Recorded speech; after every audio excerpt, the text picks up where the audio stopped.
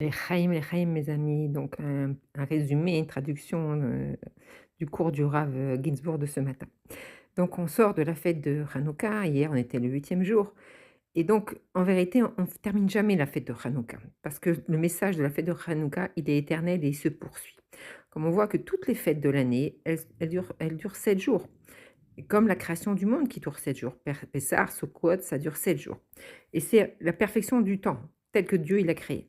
Mais Hanouka, les Chachamim ont fixé qu'elle doit durer 8 jours. Parce qu'a priori, le sujet de Hanouka, c'est de s'élever et de briser les limites du monde.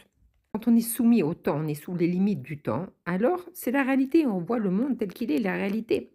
On voit que dans le Beth Amikdash, quand il y avait les corbanotes, il y avait tout le service des Kohanim dans le Beth Amikdash. Quand le Beth Amikdash il a été détruit, alors les corbanotes, à la place des corbanotes, on fait la tfila. Mais il y a une chose qui est restée à tout jamais, c'est l'allumage de la menorah, de la Hanoukia. C'est vrai que c'est pas la menorah du Beth Amikdash, mais une fois par an, pendant 8 jours, on allume en souvenir de cet allumage de la menorah, la Hanoukia. Pour continuer, donc c'est les nérodes de Hanouka, les bougies de Hanouka, elles dépassent le temps et elles continuent jusqu'à aujourd'hui. Alors on sait qu'il y a plusieurs nesses qui sont liées à Hanouka. Il y a le premier miracle de la guerre des Hashmonaïm qui ont vaincu les Grecs alors qu'ils étaient une petite poignée d'hommes. Ils ont vaincu une armée immense.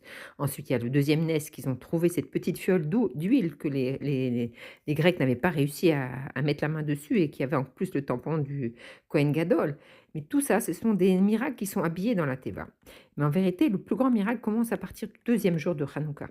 Parce qu'alors, cette huile qui avait été trouvée et qui devait durer pour un jour, a pu brûler pendant 8 jours, le temps qu'on ait pu faire une nouvelle huile. En vérité, le NES, il a duré 7 jours, parce que le premier jour, c'était normal.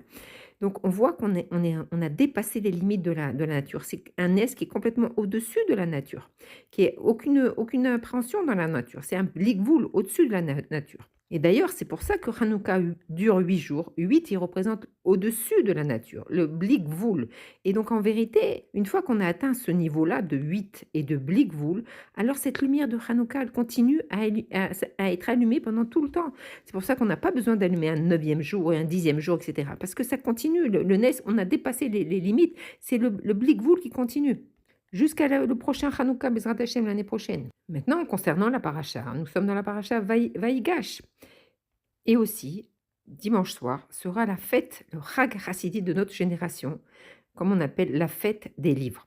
On sait que le tribunal fédéral, il y a 48 ans, a tranché, après un grand procès, que les livres de la Sefriat Chabad revenaient au Rabbi et au Chassidim. On va revenir dessus.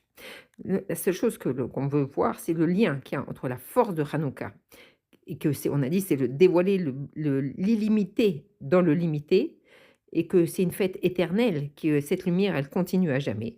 Et en fait, cette petite lumière, elle a la force d'allumer toute l'obscurité.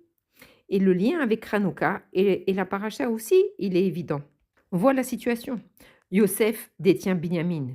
Il y a eu tout un complot qui a été organisé pour accuser Binyamin de vol. Et Yehuda, lui, il s'est engagé auprès de son père de ramener Binyamin. En plus, il ne voulait pas refaire une autre fois la même faute qu'il avait fait avec Yosef, puisque c'est lui qui avait proposé de vendre Yosef. Donc, il était déterminé à libérer son frère, quoi qu'il arrive. Il était pour lui aucune possibilité de sortir du palais sans Binyamin. C'était impossible. Donc, en fait, aussi, lui aussi, il a révélé cette force illimitée, cette force Blikvoul, au-dessus de la nature. Donc, on voit que Vaïgash, le conduit de Yehuda, Hanouka et le Etevet, ils ont cette même force. C'est la force du Blikvoul révélée dans la nature. Alors, toute la question, c'est comment appliquer ce Blikvoul dans notre nature, dans notre vie de tous les jours. En fait, le rabbi nous dit qu'on doit choisir entre le chemin de Yosef et le chemin de Yehuda. Donc, Yehuda s'approche de Yosef, il va à la rencontre de Yosef dans un suspense et un moment tragique après ce complot contre Benjamin. Mais il n'est pas question pour lui de laisser son frère.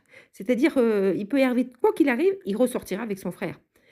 Mais il se trouve pourtant devant l'empereur d'Égypte, comme on sait que lui-même il reconnaît, tu es comme Paro, c'est toi qui diriges toute l'Égypte, tu commandes tout.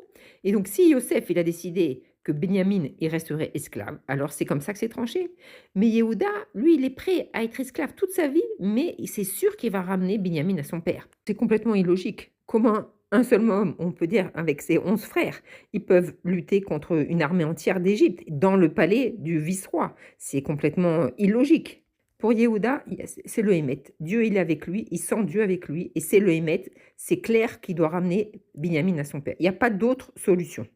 Yosef, qui connaît bien son frère, reconnaît que Yehuda, il est au summum de sa colère. Comme on l'a expliqué, il avait des simanim quand il était en colère. Et donc, Yosef, il a pensé vraiment que sa dernière seconde était arrivée. Et là, il y a un grand nez qui se passe. Au moment où Yehuda, il veut dégainer son épée pour en finir avec Yosef, son épée se bloque. Là, c'est le premier miracle. Et là, il y a quelque chose d'extraordinaire. On voit à quel point Yehuda, il est Yireh Shamaïm, il est conscient qu'il y a En On Mevado, c'est Akadosh Baruch Hu qui dirige le monde. Immédiatement, alors qu'il est au summum de sa colère, il comprend que si son épée s'est bloquée, c'est qu'Hachem ne veut pas qu'il tue cet homme qui est devant lui, ce représentant de l'Égypte. Il se dit, peut-être qu'il est Yireh Shamaïm, si Hachem ne veut pas que je le tue, alors je ne vais pas le tuer. Mais c'est extraordinaire comment quelqu'un, au summum de sa colère, parce que son épée se bloque directement, il pense que c'est un signe de Dieu. Ça montre sa grandeur et ça montre qu'il était émet avec Akadosh Baruch Hu, que c'était un avec Akadosh Baruch Hu. Ce n'est pas pour satisfaire un besoin de colère, c'était netto Akadosh Baruch Hu. Et alors, à ce moment-là, il ne va pas changer en disant, bon, ben, je ne peux rien faire, je ne peux pas sortir Binyamin de là. Non, il continue, il sait qu'il doit prendre Binyamin, mais il va changer de tactique. Puisque cet homme-là, il ne faut pas le tuer, alors je vais essayer autre chose. Il va commencer la diplomatie. Et il va commencer à faire fondre le cœur de Yosef, en lui racontant son vieux père, etc. Et donc, il va utiliser tous les moyens avec la parole pour essayer de faire tomber Yosef. Et il réussit. Et il réussit 100%. Parce que non seulement il va récupérer Binyamin, mais il fait tomber cet empereur qui n'est autre que Yosef. Donc on voit que Yehuda, sa vision du monde, c'est de haut en bas. C'est que Akadosh Baruch Hu qui décide. Et donc, puisque lui, il est le représentant d'Akadosh Baruch Hu, c'est lui qui décide. Il a décidé qu'il prendrait Binyamin, peu importe de quelle manière, et récupérer Binyamin. Même s'il faut changer plusieurs fois de stratégie, il reviendra avec Binyamin. Et la réalité doit changer. Le monde, il doit changer, mais lui, il ne va pas changer. Maintenant, si on en vient à la fête de Etevet, on sait que les Rébéim, ils ont au fil du temps ramassé les manuscrits des Baal Shem Tov, de tous les Rébéim, c'était des manuscrits écrits à la main, comme on sait par exemple, il a expliqué qu'il y avait le Sidour du Baal Shem Tov qui était écrit à la main et que les élèves du Baal Shem Tov écrivaient leur nom et leurs demandes dans le Sidour même du Baal Shem Tov, pour qu'au moment de la Tfila, on sait que le Baal Shem Tov passait des heures et des heures à prier, qu'il puisse penser à chacun de ses élèves et les sortir de leurs problèmes. Et ça, on peut imaginer la Gdusha qu'il y a dans ce Sidour, c'est quelque chose d'extraordinaire. Et donc, il y a beaucoup de manuscrits comme ça, et des Tanya, et des écrits de tous les Rébéim. Et ce sont les Russes qui se sont emparés de cette Séphria. On sait que le Rabbi Rayatz a réussi à en sauver une bonne partie, mais il y en a encore beaucoup qui sont restés en Russie. Bien que la Russie reconnaît que ça appartient au mouvement Lubavitch, mais ils ne veulent pas s'en défaire parce qu'ils savent que c'est tellement une gdoucha énorme, que c'est une force et ils ne veulent pas s'en défaire. Donc le Rabbi Rayatz, après toutes ces péripéties, la guerre, la Shoah qu'il a été dans le ghetto de Varsovie, il a quand même réussi à amener une bonne partie de ses livres au 770. Et on a dédié un étage entier à cette Séphria, qui a non seulement une valeur pécuniaire extraordinaire, mais aussi une valeur de Gdusha qui n'a même pas de limite, c'est extraordinaire. Et donc, quand le Rabbi Rayatz, il est parti de ce monde, alors cette Séphria, elle est passée dans les mains du Rabbi. Et on sait que le petit-fils du Rabbi Rayatz, qui n'était pas un chassid Chabad, et d'après certains, il n'était pas non plus shomer mitzvot, il a décidé, on sait qu'il avait beaucoup besoin d'argent, et il a décidé de rentrer dans la Séphria, ce n'était pas difficile puisqu'il habitait le 770, et de s'emparer des livres. On sait pour lui, c'était une manière normale puisqu'il était le petit-fils du Rabbi Rayatz. Donc, en tant qu'héritier, ces livres lui revenaient. Et quand ce vol il a été découvert, le Rabbi a été très, très, très touché dans son effet. Vraiment, il a été vraiment très, très touché parce qu'il a dit que, en fait, le siège de Rabbi, il est remis en question, que toute la dynastie Chabad et la suite de la dynastie Chabad, elle est remise en question. Et le petit-fils commence à vendre les livres. Et le Rabbi, il explique que celui qui détient un de ces livres-là, c'est comme une bombe qu'il a chez lui, qui demande à chacun de ramener le livre. Bien sûr, si le livre il a été acheté, ils ont remboursé chacun. En fait, le petit-fils n'a pas eu le temps de vendre beaucoup de livres, donc il reste encore des livres qui sont on ne sait pas où ils sont, mais la plupart ont été ramenés au 770. Tout de suite après, disons que comme, il n'a pas voulu d'arrangement avec le rabbi, c'est-à-dire qu'il est resté sur sa position. Ils ont essayé de l'emmener au Bédine, il a refusé. Donc ils n'ont pas eu le choix de l'emmener devant le tribunal, aux États-Unis. Et donc le tribunal, quand le dossier a été ouvert, ils ont confisqué tous les livres qui étaient en la possession du petit-fils, jusqu'à la fin du jugement. Et lui, toute sa défense sur laquelle il a basé toute sa défense, c'était que c'est lui l'héritier. Il est un héritier et comme dans le monde entier, c'est connu que les héritiers, ils ont une part de l'héritage de leur grand-père, c'était normal. C'était la logique humaine, c'est comme ça dans tous les pays que le petit-fils, il hérite de son grand-père. C'était une situation très, très difficile parce que le père de cet enfant, enfin qui était ce jeune homme, était un des plus grands chassides du rabbi. On sait que donc le rabbi, il avait 3 filles. Il y en a une qui est Nifteret dans les camps, il marchait même et que Bezrat Hachem, qu'Hachem il venge son sang. Et donc il restait 2 gendres. Et d'ailleurs, il y en a beaucoup qui ont pensé que c'est lui, puisqu'il était le plus âgé, qui allait devenir rabbi. Et finalement, c'est le rabbi Melech HaMashiach qui a pris la suite. Mais il est devenu vraiment un chassid du rabbi. Il était toujours assis à côté du rabbi dans une humilité la plus grande, alors que c'était un grand dans la Torah. Donc c'était une situation très, très, très difficile. Et lui, et le rabbi, lui, il a fondé toute sa défense sur quelque chose d'extraordinaire qui n'a rien à voir avec la logique humaine. Il a expliqué que tous les Sfarim, tous les livres du Rabbi Rayat ne sont pas une possession à un homme personnel. Le rabbi est un homme public qui n'a pas de vie personnelle. Et donc tous les livres, ils appartiennent à la Goudat Chabad. Parce que de la même manière, le rabbi n'a pas de possession personnelle, puisqu'il est entièrement dévoué à son peuple. Donc il n'y a pas d'histoire d'héritage. Et donc, les avocats ont dit au rabbi que c'était pas possible de faire une défense sur cette base-là, parce que c'est pas du tout, ça serait pas accepté du tout par un tribunal composé de juges non juifs. Comment argumenter toute une défense sur une base spirituelle en expliquant c'est quoi un rabbi, c'est quoi les chassidim? C'est au niveau des avocats, c'était pas du tout accepté, mais le rabbi n'a rien voulu entendre. Il a demandé que c'est ça qui devait être mis dans la défense. Et donc c'était sans aucun précédent. C'était quelque chose de vraiment complètement illogique. Comment convaincre des juges goyim? Donc c'était tellement illogique que ça ressemble de la même manière à la petite fiole d'huile qui n'a pas été trouvée par les Grecs ou à l'empereur d'Égypte qui se transforme en Youssef. C'est des choses qui sont pas du tout dans la norme du monde. Et donc on sait que le mouvement a voulu essayer de donner de l'argent donc au petit-fils pour essayer qu'il rende les livres. Et le rabbi il a refusé qu'on passe par là. Il voulait que le jugement il soit gagné aux yeux de tous, d'après la loi du pays, et pas qu'il y ait un arrangement derrière. Il voulait que les choses elles soient claires et que ça soit accepté par le monde entier, que le rabbi et les Sfarim appartiennent aux chassidim. Et donc pour cela, lors de tout ce procès qui a duré plus d'1 an, il a fallu interroger la rabbinite. Ils ont accepté de venir interroger la rabbinite à son domicile. Et on sait que ce témoignage de la rabbinite, il a été décisif. Il a affirmé que le rabbi et les Sfarim appartiennent aux chassidim. Elle a convaincu les juges en disant que le rabbi n'était pas une personnalité qui avait une vie personnelle. C'est quelqu'un qui est complètement dévoué à son peuple. Et à ce moment-là, même n'ont pas interrogé le rabbi parce que ça a été prouvé que le rabbi c'était comme un prince, comme un roi, et que c'était pas digne d'une personne de son rang de venir déposer au tribunal.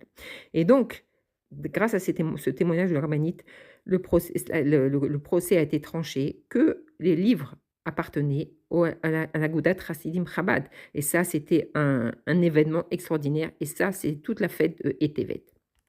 Et donc, en continuant avec la comparaison avec la Parashat Vayigash, le rabbi explique que le juif, il a le choix entre 2 directions de service divin. Comme Yosef. Yosef, c'était le prince d'Égypte, mais c'était aussi un Yéré Shamaïm, il avait la crainte de Dieu, bien entendu. On sait qu'il était un tzaddik yesod olam. Il était du niveau des Havot. Il avait une neshama d'Atsilut, c'est-à-dire vraiment un niveau spirituel très, très, très, très grand. On sait qu'il était le plus élevé de tous ses frères et que malgré toute cette situation, ces drames qu'il a vécus, il a toujours vécu dans la crainte de Dieu. Pas un seul instant, il a failli. Donc il vit sa vie, toute sa vie et malgré toutes ses péripéties, en union totale avec Akadosh Baruch Hu. Et d'un autre côté, Akadosh Baruch Hu, il envoie la neshama du juif dans un corps, ici dans ce bas monde. Et il y a des limites. Déjà les limites du corps. Et donc c'est évident qu'il ne peut pas se comporter de la même manière que la neshama se comporte dans le monde en haut, à sa source, et dans le monde ici. Il y a des contraintes, les contraintes du corps, les contraintes du pays, il y a des lois du pays, on doit s'y soumettre. Donc en fait, il y a une opposition entre ce que la neshama veut vivre et ce qu'elle peut vivre dans ce monde-là, à cause de toutes les limites du monde. Donc le juif, il doit être toujours confronté à ces 2 chemins. D'un côté, c'est un neshama qui veut suivre que ce qu'Hachem veut, c'est ne pas être limité par rien du tout. Et d'un autre côté, Akadosh Baruch Hu l'a mis dans cette galoute. On est dans une galoute, dans un corps, peut-être dans un pays où il y a des limites, il y a des exigences. Donc comment concilier les 2 opposés? En plus, la Torah aussi dit qu'il faut se conformer à la loi du pays, bien sûr quand c'est ça ne contrevient pas aux lois du Shulchan Arour. Donc comment je peux diriger ma vie alors que j'ai derrière 2 chemins opposés devant moi? Et donc le rabbi nous dit qu'à Kadosh Baruch Hu, il laisse aux Juifs le choix. Comment vivent ces opposés? D'abord, avant tout, on doit savoir que la vie d'un Juif sur terre, elle doit être menée avec du tokef, c'est-à-dire de la détermination, de la témérité, de la ténacité. C'est très difficile de traduire ce mot en français. C'est-à-dire que si le Juif, il n'est pas comme ça, alors il est avalé par le monde, parce que le monde, il a beaucoup de force, il a beaucoup de puissance. Donc si le Juif, il n'est pas plein de la force d'Hachem, la détermination, alors il va se faire avaler par le monde de l'autre côté. On sait que tout endroit qui est vide, c'est les mauvaises choses qui viennent rentrer. Donc il doit avoir ce tokef. Et dans ce tokef, ça c'est la base d'un juif, il y a 2 manières d'utiliser ce tokef. On voit d'un côté que Yosef, il a toujours été un avec Akadosh Baruch Hu, la crainte de Dieu, elle a toujours prédominé dans tout, que ce soit avec la femme de Potiphar, en prison ou dans n'importe quel endroit, c'est toujours la loi de Dieu qui a prédominé. Et on voit, nous, dans notre vie de tous les jours aussi, on doit diriger notre vie d'après le Shulchan Arour. Il peut arriver des cas où le monde, si on peut dire, il va à l'encontre d'une loi, d'une Shulchan Arour, mais pour notre bien, par exemple. Quelqu'un qui a des problèmes de santé et que le médecin va décider que cette personne ne veut pas jeûner, alors c'est une obligation pour la personne de ne pas jeûner, par exemple, à Kippour. Donc on voit qu'on est obligé de se soumettre aux limites. Donc, si on peut dire, il y a tous les côtés Torah et mitzvot, mais il y a beaucoup de sujets dans ma vie qui ne sont pas soumis à Torah ou mitzvot, la parnassa, la brio, la santé, tout mon comportement. Et ça, comment je gère cette vie-là?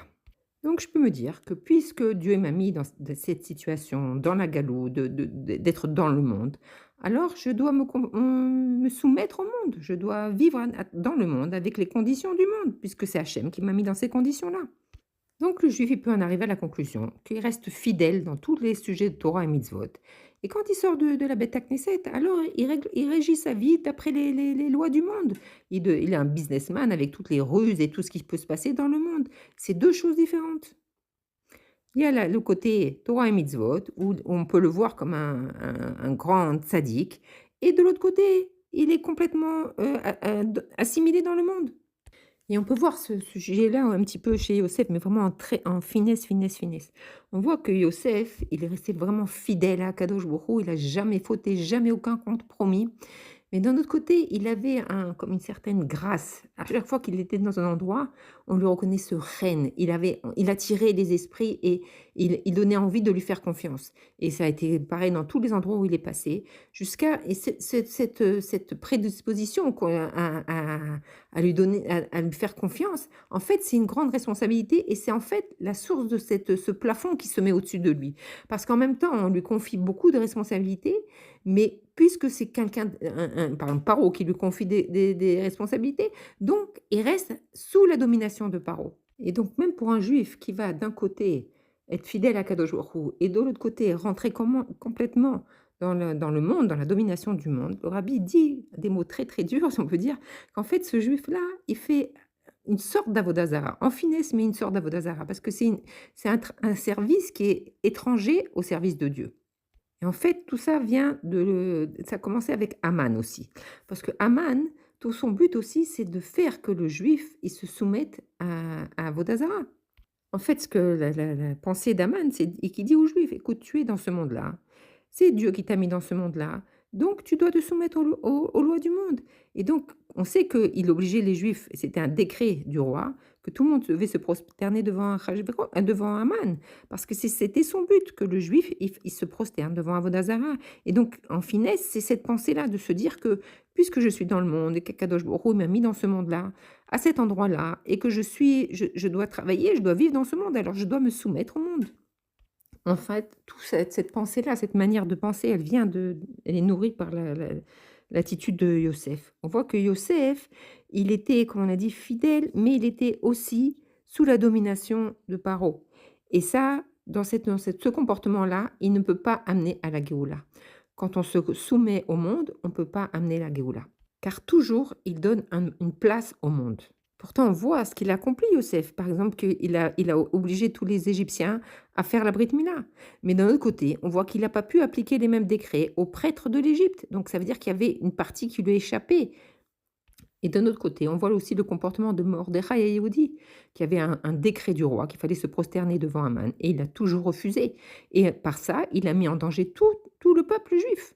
Parce qu'en vérité, c'est à force de passer devant Aman sans se prosterner que Aman, ça l'a énervé, si on peut dire, et qu'il a fait décréter ce décret terrible d'anéantir tous les juifs que Dieu préserve.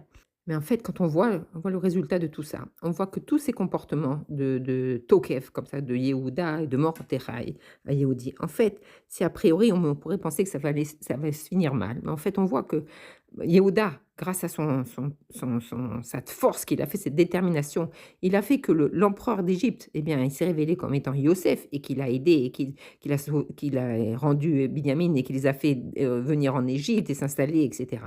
Et pour Mordechai, c'est la même chose. Si au début, ça provoquait la colère de Haman, mais à la fin, Haman, il a été épandu et les Juifs, ils ont pu vivre une vie de largesse. En fait, toute cette attitude, c'est une attitude de Tokef avec une largeur, une largesse du cœur. C'est-à-dire, en vérité, c'est être au-dessus de la réalité. C'est-à-dire être tellement uni avec Akadosh Baruch qu'il n'y a pas de possibilité d'autre choix. Même s'il y a les lois de la nature, même s'il y a les lois du gouvernement, même s'il y a toutes ces lois qui peuvent m'empêcher et me faire de l'ombre et m'obliger à vivre dans le monde, moi, je reste au-dessus parce que je sais que tout est Dieu et que ça n'a pas de force. Ma seule volonté, c'est de faire la volonté d'Akadosh Baruch Hu. Même si c'est Hachem qui m'a mis dans ce monde-là, je dois être fort et briser. Et quand on a ce comportement-là, alors il n'y a rien qui résiste. Et donc ce comportement, en vérité, c'est le comportement qui génère la venue de Mashiach. C'est avec ce comportement qu'on fait venir Mashiach. Comme on le voit dans l'Haftara, on dit que le Yehuda et Yosef, ils vont être unis et que c'est Yehuda qui va devenir le maître de tout, c'est-à-dire ses descendants, c'est David à Méler et Méler à Mashiach. Parce que c'est ce comportement qui nous permet de vivre la Géoula. C'est dévoiler Dieu dans sa perfection. C'est-à-dire que tout est Dieu, il n'y a pas quelque chose qui peut s'opposer et qui cache Dieu.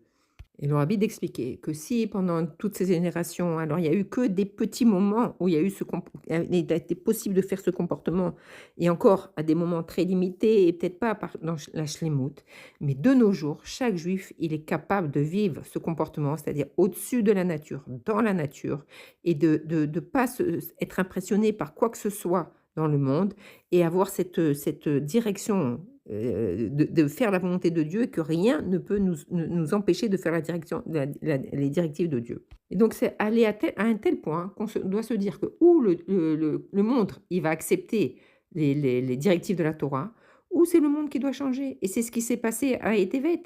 C'est qu'il n'est pas question de diminuer, d'avoir des compromis dans la Torah. C'est le émet de la Torah. Alors, les juges fédéraux, ils ont tranché que c'est le émet de la Torah. En fait, dans la Géoula, c'est pas que le monde va s'adapter à Akadosh Baruch Hu, mais c'est que le juif, il va comprendre que le monde entier, c'est l'expression d'Akadosh Baruch Hu. Et c'est ça, comme on dit, être kofer be'avodazara, c'est-à-dire repousser l'avodazara. Parce que Yehudi, c'est justement celui qui repousse, qui combat la Vodazara. Et c'est vraiment penser que le monde n'a pas de place. Le monde, c'est Dieu. Donc, il ne peut pas y avoir d'opposition. S'il y a une opposition, ben, il faut la faire plier. C'est pas moi qui vais me plier devant l'opposition du monde. C'est le monde qui doit se plier. Et le rabbi de nous expliquer qu'à notre époque, le juif, il a le choix de choisir quel chemin il va voir. Ou se comporter tel que Yosef, il s'est comporté en laissant la place, que le monde, il a une place. Ou continuer le chemin de Yehuda, que le monde n'a pas de place. C'est un travail difficile, c'est-à-dire qu'à chaque instant, comprendre que c'est tout ce que je fais, c'est pas pour moi, c'est pour Akadosh Baruch Hu, qu'il y a pas d'ego et c'est arriver à tellement être, imprégné de cette idée-là, c'est qu'on ressent quelqu'un qui a du ego et qu'on voit qu'il cherche son intérêt et on s'éloigne parce qu'on comprend tout de suite que c'est pas la bonne direction ou même des choses qui peuvent nous arriver dans notre vie où on va trouver un certain intérêt, on va se sentir, élevé ou quelque chose. On sent qu'il y a le ego, alors tout de suite on doit repousser des 2 mains cette situation et faire que ça soit toujours le Hémet d'Akadosh Baruch Hu qui gagne.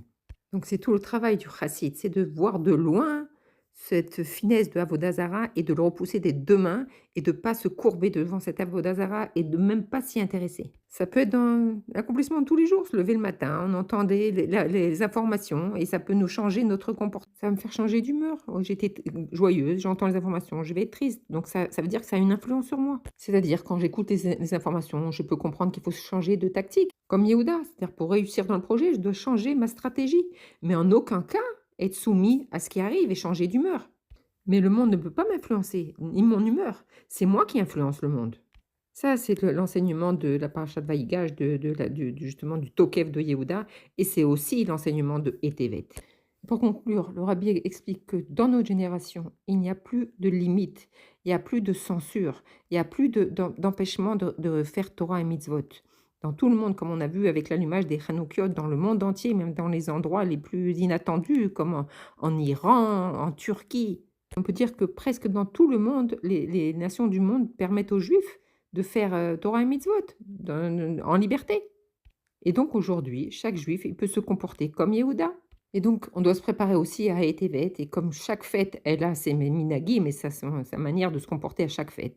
Donc la fête de Tevet, on l'a faite par le fait d'acheter des livres, comme le rabbi nous dit d'acheter des livres, même d'acheter des livres comme cadeau, même aux petits-enfants et même de faire des abonnements pour recevoir tous les livres, parce qu'on sait qu'il y a encore beaucoup de livres qui sont détenus encore en Russie et le rabbi nous dit que justement par le fait qu'on va acheter des livres, qu'on va remplir la maison de livres, alors ça va libérer des livres et ça va libérer aussi toutes les étincelles de Gdoucha qui sont enfermées, tout ce qui est enfermé, qui est encore retenu. Mais Ezrat Hashem, par ce mérite d'acheter des livres, on va pouvoir libérer le Ham Israël, libérer ceux qui sont encore détenus et que Bezrat Hashem va pouvoir vivre la Géoula Shlema et Riadonné, Nomoré, Novera, Benu, Melech Mashiach, Olam Vaed, Shabbat Shalom.